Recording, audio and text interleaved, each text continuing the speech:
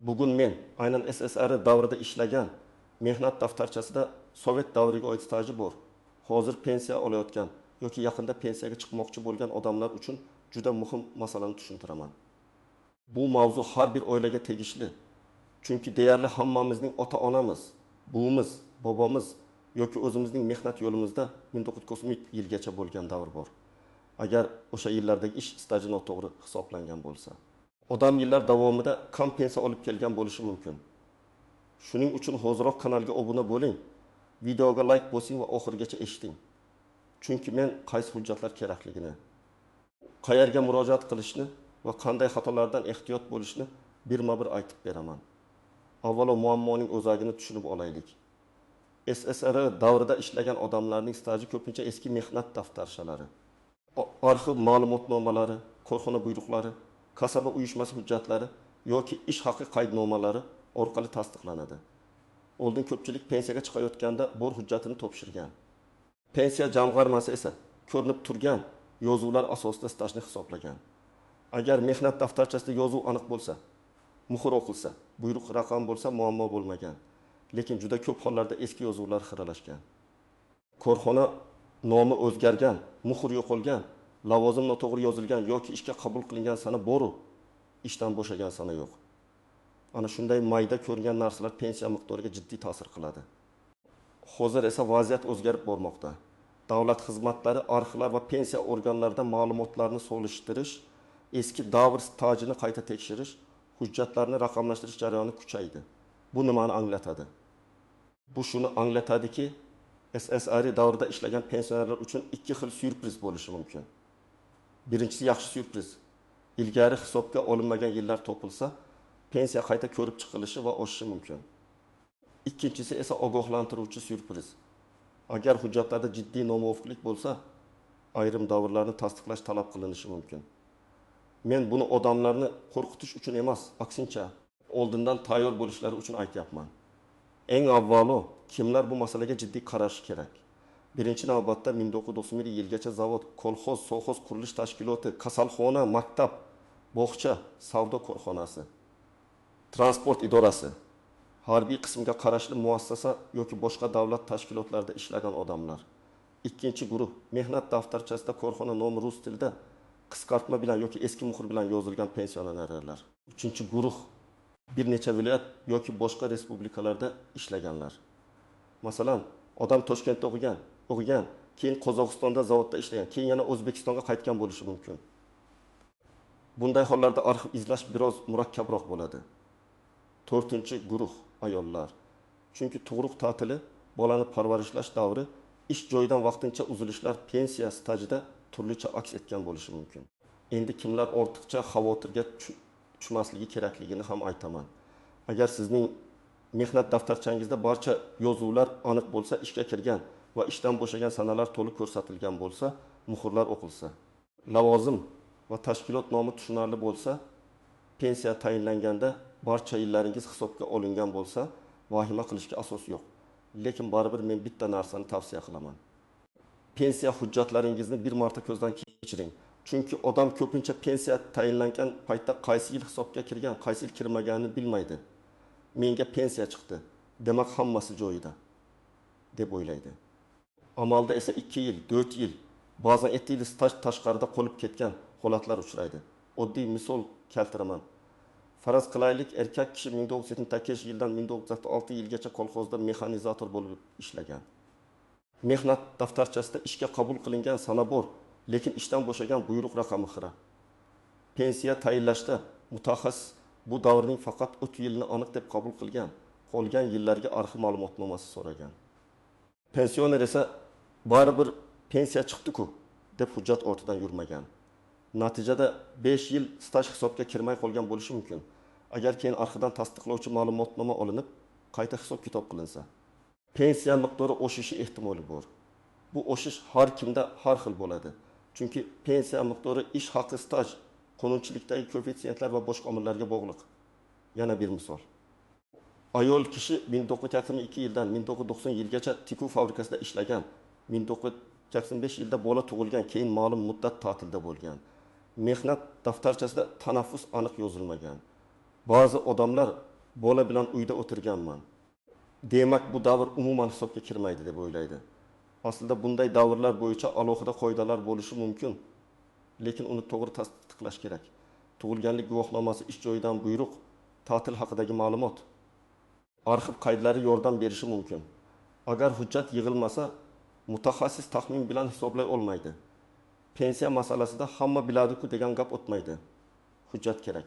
3-misol, odam 1992 yilda armiyadan qaytib, 1999 yilda zavodga kirgan, 1992 yilgacha ishlagan. Zavod keyin aksiyadorlik jamiyatiga aylangan, keyin yopilgan. Mehnat daftarchasidagi muhr eski, korxona hozir mavjud emas. Bunday vaziyatda odam korxona yopilgan. Endi hech narsani isbotlab bo'lmaydi deb o'ylamasligi kerak. Odatda yopilgan korxonalarning hujjatlari davlat arxiviga, idoraviy arxivga yoki huquqiy voris tashkilotga topshirilgan bo'ladi. Eng muhim ish korxonaning eski nomini joylashgan hududini, taxminiy ishlagan yillarni va lavozimni aniq yozib murojaat qilish. Men ko'p uchratadigan xatolardan biri shuki, odamlar faqat mehnat daftarchasiga tayanadi. Mehnat daftarchasi asosiy hujjat, lekin yagona hujjat emas. Agar unda kamchilik bo'lsa, boshqa tasdiqlovchi dalillar kerak bo'ladi. Masalan, ish haqi hisoblangan qaydnoma, ishga qabul qilish buyrug'i, ishdan bo'shatish buyrug'i. Shaxsiy varaqa, arxiv ma'lumotnomasi, harbiy xizmatni tasdiqlovchi hujjat, o'qish davri bo'yicha diplom yoki kunduzgi ta'lim ma'lumotnomasi. Familiya o'zgargan bo'lsa, nikoh guvohnomasi. Ayniqsa ayollar uchun familiya masalasi juda muhim. Mehnat daftarchasida qizlik familiyasi, pasportda esa turmushdan keyingi familiya bo'lsa, bu ikki shaxs bitta odam ekanini hujjat bilan bog'lab berish kerak. Endi nima o'zgargani haqida yana aniqroq gapiraman.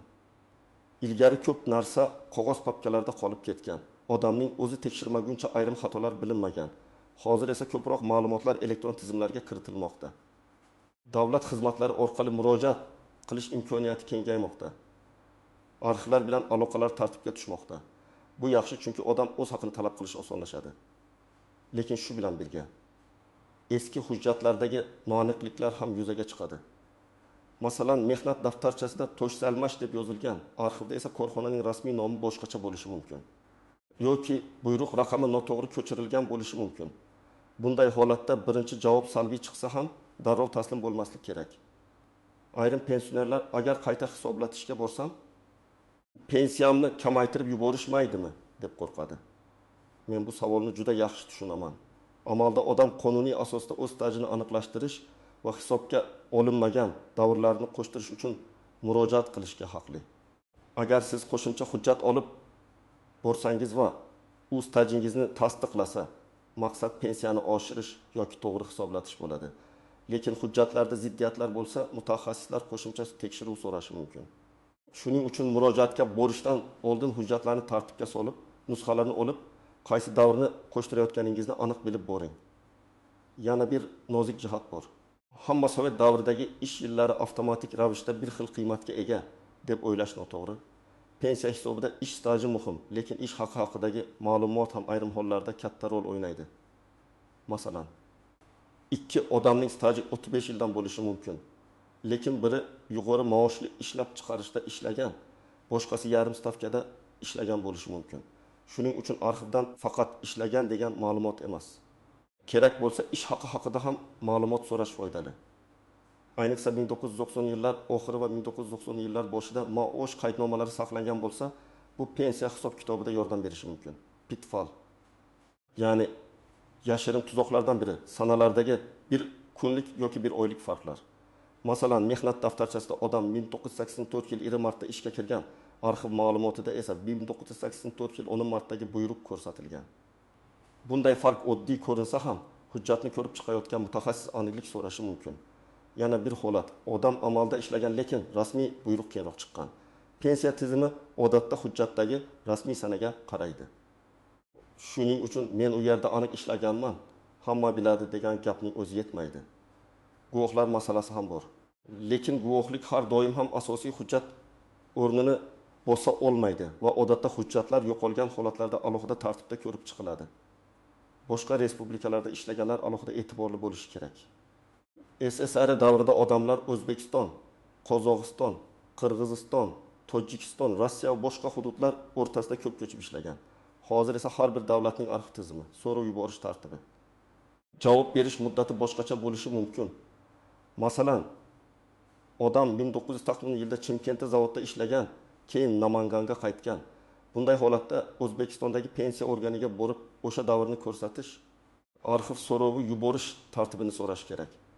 Ba'zan odamning o'zi ham tegishli arxivga yozma yoki elektron murojaat qilishi mumkin. Murojaatda qachonlardir ishlaganman deb umumiy yozmaslik kerak. To'liq ism, familiya, tug'ilgan sana, o'sha paytdagi familiya, korxona nomi, lavozim, taxminiy yillar va yashagan manzil ko'rsatilsa, javob topish ehtimoli oshadi. Endi amaliy qadamlarni aytaman. Birinchi qadam. Uyda bor hujjatlarni bitta papkaga jamlang. Mehnat daftarchasi, pasport yoki ID karta nusxasi, pensiya guvohnomasi, diplomlar, harbiy bilet, nikoh guvohnomasi, bolalarning tug'ilganlik guvohnomalari, eski ma'lumotnomalar. Arxiv javoblari, ish haqi ma'lumotlari hammasini alohida saqlang. Ikkinchi qadam, mehnat daftarchasini yillar bo'yicha tekshirib chiqing.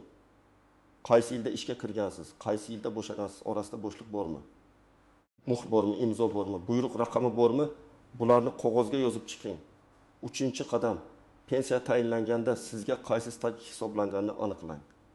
Buning uchun yashash joyingizdagi pensiya bo'limiga yoki tegishli davlat xizmatlari orqali murojaat qilib, pensiya ish hujjatlaringiz bo'yicha tushuntirish so'rashingiz mumkin. To'rtinchi qadam. Agar biror davr hisobga kirmaganini bilsangiz, aynan o'sha davr uchun tasdiqlovchi hujjat izlang. Masalan, 1979-1904 yillarda falon kolxozda traktorchi bo'lib ishlagan davrimni tasdiqlovchi arxiv ma'lumotnomasi kerak deb so'rang. Menga staj kerak deb umumiy yozsangiz, arxiv xodimiga ham qidirish qiyin bo'ladi. 5-qadam. Ariza yozganda aniq talab qo'ying. Masalan, mehnat faoliyatimning falon davri pensiya stajimga kiritilmagan bo'lishi mumkin. Shu davrni tasdiqlovchi hujjatlar asosida pensiyamni qayta hisoblab berishingizni so'rayman. Arizada telefon raqamingiz, manzilingiz, ilova qilingan hujjatlar ro'yxati bo'lsin. Har bir topshirilgan hujjatning nusxasini o'zingizda qoldiring. 6-qadam. Javobni kuting va og'zaki gap bilan cheklanib qolmang. Agar sizga bo'lmaydi deyishsa, sababini yozma ravishda so'rang. Yozma javobda va qaysi hujjat yetishmayotgani yoki nima uchun staj hisobga olinmagani ko'rsatiladi. Ana shundan keyin siz nimani to'ldirish kerakligini bilasiz. Ba'zan odam birinchi marta borganda noto'g'ri tushunadi. Mutaxassis ham barcha tafsilotni joyida aytib bera olmasligi mumkin. Yozma javob esa keyingi qadam uchun asos bo'ladi. Agar arxiv hujjat topilmasa, boshqa dalillar yuqori tashkilot arxivi, huquqiy voris korxona yoki sud tartibi kabi yo'llar bo'lishi mumkin. Lekin bunday bosqichga shoshilmasdan avval oddiy arxiv yo'lini sinab ko'rish kerak. 7-qadam, hujjatlardagi ism, familiya farqlarini oldindan tekshiring. Sovet davrida ruscha yozuvlarda O harfi U bo'lib ketgan, harfi G bo'lib yozilgan, otasining ismi boshqacha transliteratsiya qilingan holatlar ko'p. Masalan, Jo'rayev bir joyda Jurayev, boshqa joyda Jurayev bo'lishi mumkin. Bu farqlar odam boshqa degan emas, lekin bog'lovchi hujjat kerak bo'lishi mumkin. Agar familiya nikoh sababli o'zgargan bo'lsa, nikoh guvohnomasi juda muhim. Agar hujjatda tug'ilgan sana xato yozilgan bo'lsa, uni ham alohida izohlash va tasdiqlash talab qilinadi. Men yana bir muhim maslahat beraman. Hech qachon asl hujjatlarni begona qo'lga nazoratsiz topshirmang. Zarur bo'lsa, notarial tasdiqlangan nusxa yoki oddiy nusxa tayyorlang. Aslini faqat ko'rsatish uchun olib boring. Eski mehnat daftarchasi yo'qolsa, uni tiklash juda qiyin bo'lishi mumkin. Har bir sahifani telefoningizda rasmga olib qo'ying yoki skaner qildiring. Ayniqsa ishga kirish va bo'shash yozuvlari, muhrlar, familiya o'zgargan sahifalar, mukofotlar va ko'chirishlar ko'rinadigan bo'lsin. Ayrimlar mening pensiyam baribir oz, 2-3 yil staj nimani o'zgartirardi deyishi mumkin. Men bunday o'ylamaslikni maslahat beraman. Birinchidan, pensiya qonuniy huquq, odam o'z mehnatining to'liq tan olinishiga haqli. Ikkinchidan, bugun ozdek ko'ringan farq oyma-oy yillar davomida sezilarli summaga aylanadi. Masalan, qayta hisoblash natijasida oyga 100 ming so'm farq chiqsa, bir yilda 1 200 ming so'm bo'ladi. Agar farq 200 ming yoki 300 ming so'm bo'lsa, bu pensioner uchun dori-darmon, kommunal to'lov yoki oziq-ovqat xarajatida katta yordam. Uchinchidan, hujjatlaringiz tartibga kelsa, keyingi indeksatsiya va qayta ko'rib chiqishlarda ham asos mustahkam bo'ladi. Yana bir masala, ishlayotgan pensionerlar. Ba'zi pensionerlar nafaqaga chiqqandan keyin ham ishlashda davom etadi. Bunday odamlar ham o'z stajini va pensiya hujjatlarini nazorat qilishi kerak. Chunki Sovet davridagi staj alohida, mustaqillikdan keyingi ish davri alohida hujjatlar bilan tasdiqlanadi. Hozirgi davrda elektron ma'lumotlar ko'proq, lekin eski davr qog'oz hujjatlarga bog'liq. Agar siz hozir ishlayotgan bo'lsangiz, ish beruvchidan rasmiy ma'lumotlar to'g'ri yuritilayotganini ham tekshirib turing. Bugungi tartib ertangi pensiya hisobiga ta'sir qiladi. Istisnolar haqida ham gapirishim kerak. Har bir ish davri avtomatik ravishda pensiya stajiga qo'shilmaydi. Norasmiy ishlagan davr hujjatsiz yordamchi sifatida ishlash faqat og'zaki kelishuv asosidagi mehnat faoliyati. Oila korxonasida rasmiylashtirilmagan ish, bularni tasdiqlash qiyin. Shuningdek, o'qish davri, harbiy xizmat, bola parvarishi, imtiyozli ish sharoitlari kabi masalalarda har doim alohida talablar bo'ladi. Kimdir shaxtada, kimdir zararli ishlab chiqarishda, kimdir pedagog yoki tibbiyot sohasida ishlagan bo'lishi mumkin. Bunday holatlarda oddiy stajdan tashqari imtiyozli staj masalasi ham chiqadi. Imtiyozli staj uchun esa lavozimnoma, ish sharoiti, korxona ro'yxati va tegishli buyruqlar juda muhim. Shu sababli men har bir tomoshabinga bitta aniq vazifa beraman. Bugun yoki ertaga mehnat daftarchangizni olib, 1991 yiligacha bo'lgan barcha yozuvlarni alohida varaqqa ko'chiring. Har bir ish joyi bo'yicha 3 ta savolga javob yozing. Ishga kirgan sana bormi? Ishdan bo'shagan sana bormi? Muhr va buyruq raqami o'qiladimi? Agar uchalasidan bittasi muammoli bo'lsa, o'sha davr bo'yicha arxiv ma'lumotnomasi kerak bo'lishi mumkin. Keyin yashash joyingizdagi pensiya bo'limiga yoki davlat xizmatlari markaziga borib, pensiya stajingizni aniqlashtirish bo'yicha maslahat oling. Murojaat qilganda menga umumiy maslahat kerak demang. Falon yillarim hisobga olinganmi? Shuni tekshirtirmoqchiman deb aniq ayting. Agar siz pensionerning farzandi bo'lsangiz, ota-onangizga yordam bering. Ko'p keksa odamlar arxiv, elektron navbat, ariza yozish, nusxa chiqarish ishlaridan qiynaladi. Siz ularga hujjatlarni tartibga solib, kerakli joyga olib borib, ariza matnini yozib berishingiz mumkin. Bu oddiy yordam emas. Bu ularning ko'p yillik mehnati e'tirof etilishiga yordam. Ba'zan ota yoki ona keragi yo'q, ovora bo'lma deydi. Lekin siz muloyimlik bilan tushuntiring. Bu sadaqa emas. Bu ularning qonuniy haqqi. Xulosa qilib aytaman. SSRR davrida ish stajiga ega bo'lgan pensionerlar uchun eng katta yangilik shuki, eski stajni qayta tekshirish, hujjatlarni aniqlashtirish va kerak bo'lsa pensiyani qayta hisoblatish imkoniyati dolzarb bo'lib bormoqda. Kimning hujjati to'liq bo'lsa, xavotirga o'rin yo'q. Kimning yozuvlarida noaniqlik bo'lsa, vaqtni boy bermasdan arxiv, pensiya bo'limi va davlat xizmatlari orqali masalani ko'tarsin. Men sizga eng muhim narsani aytdim. Hech narsani og'zaki taxmin bilan qoldirmang. Hamma narsani hujjat bilan tasdiqlang. Agar sizda SSR davridagi staj, yo'qolgan mehnat daftarchasi, arxivdan javob ola olmaslik yoki pensiyani qayta hisoblash bo'yicha savol bo'lsa, izohlarda yozing. Qaysi yillarda qaysi tashkilotda ishlaganingizni umumiy qilib yozsangiz, men keyingi videolarda eng ko'p uchraydigan holatlarni alohida tushuntirib beraman. Videoga like bosing. Kanalga obuna bo'ling va bu ma'lumotni ota-onangizga, qarindoshlaringizga, qo'shnilaringizga yuboring. Chunki bitta to'g'ri topilgan hujjat pensionerning har oy oladigan daromadini o'zgartirib yuborishi mumkin.